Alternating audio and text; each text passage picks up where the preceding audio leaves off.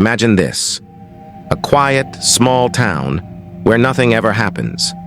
But beneath the calm streets lies a secret so terrifying it could unravel everything the town believed. A body, a letter, a secret identity, and a trail of blood that leads to someone nobody ever suspected. This isn't fiction. This is a true crime horror story, and once you hear it, you'll never forget it. It all began on a night like any other, the kind of night when the town slept peacefully, with windows locked and doors bolted, believing danger lived far away. But in the forgotten corner of an abandoned house on the edge of town, something was waiting to be found. A group of teenagers had dared each other to explore the place. A crumbling two-story relic that smelled of mold and dust. They laughed nervously as they crept through the narrow hallway, their phone flashlights cutting through the darkness. And that's when one of them froze. There, sprawled across the wooden floor, was a body. Not fresh, but not yet lost to time either. The pale skin stretched tightly over bone, the eyes wide open as if forever locked in a final moment of terror. What made it worse were the details. A single shoe was missing, as if ripped away during a struggle. The victim's hand clutched a torn piece of fabric that didn't belong to their clothes. And then there were the markings. Strange, almost ritualistic symbols carved into the wooden wall behind the body, drawn in something dark that had long since dried.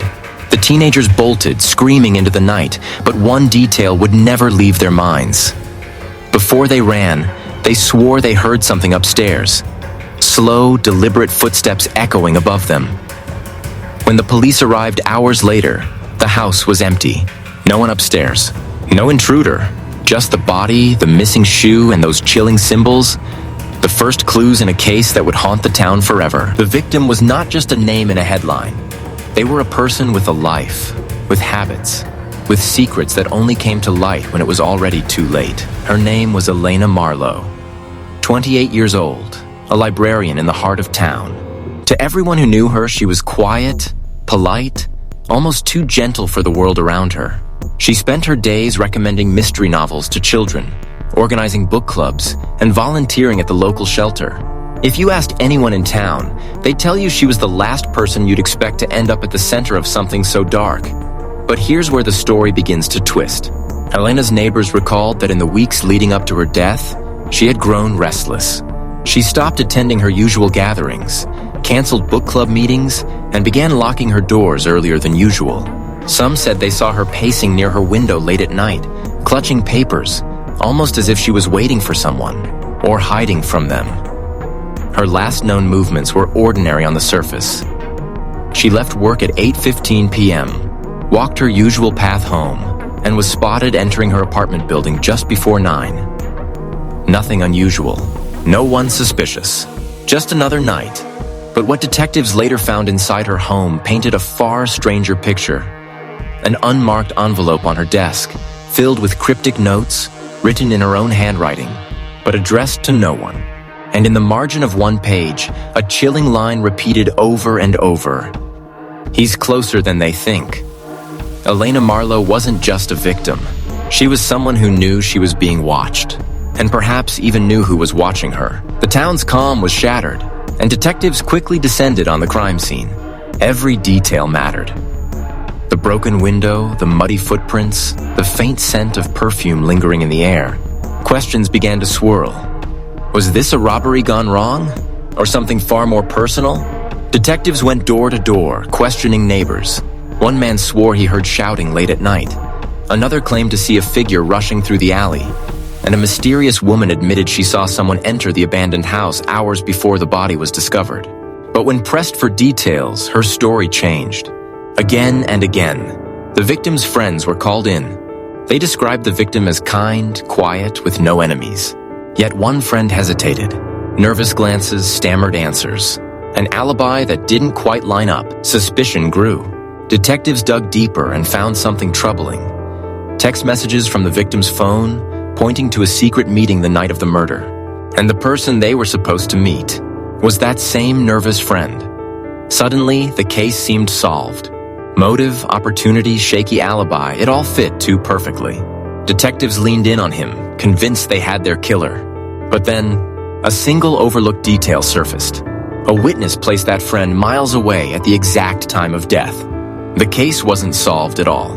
It had just become more complicated and more dangerous. Just when the investigation seemed to be circling endlessly, a breakthrough came from the most unlikely place. A box, tucked away in the attic of an old family home. Inside it were pages, journals, letters, each written in a careful hand, but with something disturbingly wrong about them. The handwriting was familiar, too familiar. It matched someone who had been with the investigators from the very beginning, someone the victim had trusted completely. The letters weren't ordinary, they were coded. On the surface, they looked like harmless notes about daily life. But once decoded, a chilling narrative appeared. Confessions of envy, of resentment, of a twisted obsession that had been festering for years. The words described the victim in haunting detail, almost like the author was rehearsing the crime before it happened. Every entry, every line, painted a picture of someone who wasn't just capable of murder, but had been planning it, savoring it, waiting for the perfect moment. And here's the part that froze everyone's blood.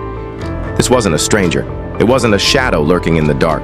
It was someone they shared meals with, laughed with, confided in. A close friend, a neighbor, a familiar face who had stood shoulder to shoulder with detectives, offering comfort to the grieving, all while hiding the most sinister secret of them all.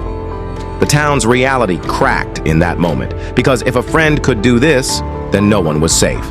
And sometimes the scariest mask isn't worn by a monster in the shadows, but by someone smiling at you in the daylight.